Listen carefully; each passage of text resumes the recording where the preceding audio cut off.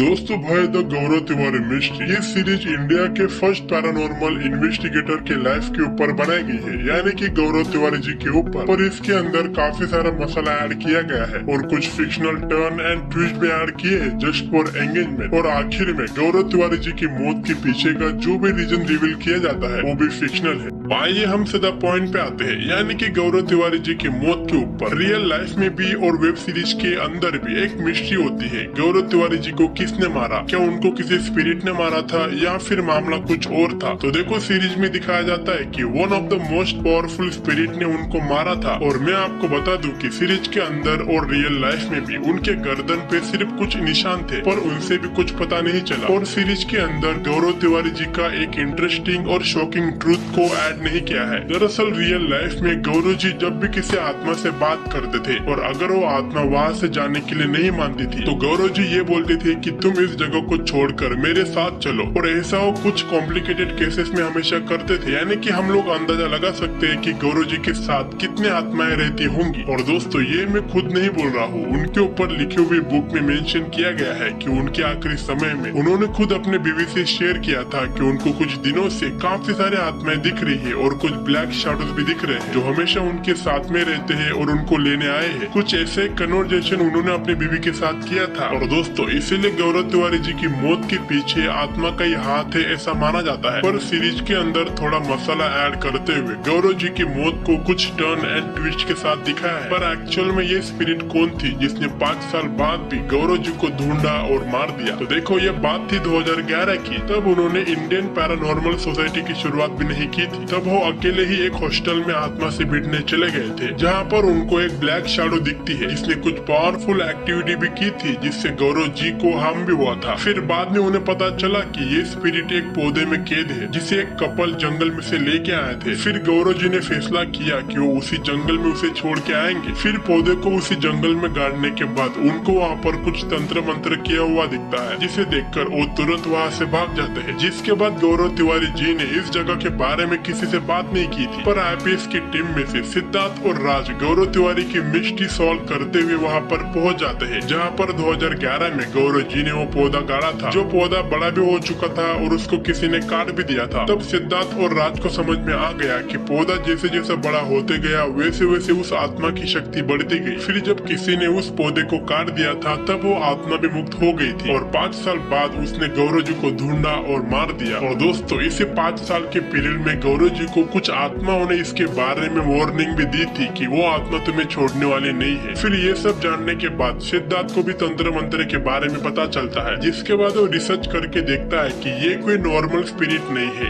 ये एक राक्षस गण है जिसे तंत्र मंत्र करके पावरफुल बनाया गया है। तब जाके इन दोनों को ये समझ में आता है कि उनको भी ये बचुआ क्यों दिख रहा था। दरअसल मैं आपको बता दूं कि ये बचुआ सिर्फ उन्हें ही दिखता है जिनकी जान खतरे में होती है या फिर जो मरने वाला होता है। और बचुआ का सिद्धार्थ और राज को दिखने का कारण ये था कि अब ये राक्षस गण इन दोनों को भी मारने वाला है। और शायद सिर्फ इन दोनों को ही नहीं बल्कि पूरे आईपीएस की टीम को और इस जर्नलिस्ट को भी मारने वाला है, क्योंकि आखिर में खुद गौरव तिवारी जी की आत्मा आती है और वो बताते हैं कि उनको इसलिए आना पड़ा क्योंकि आप सबकी जान खतरे में है। पर सवाल यह आता है कि राक्षस गण इनको क्यों मारने वाला है? इन सब से ऐसी कौन सी गलती हो गई है? भाई, ये सब तो हमें सीजन 2 में ही जानने को मिलेगा।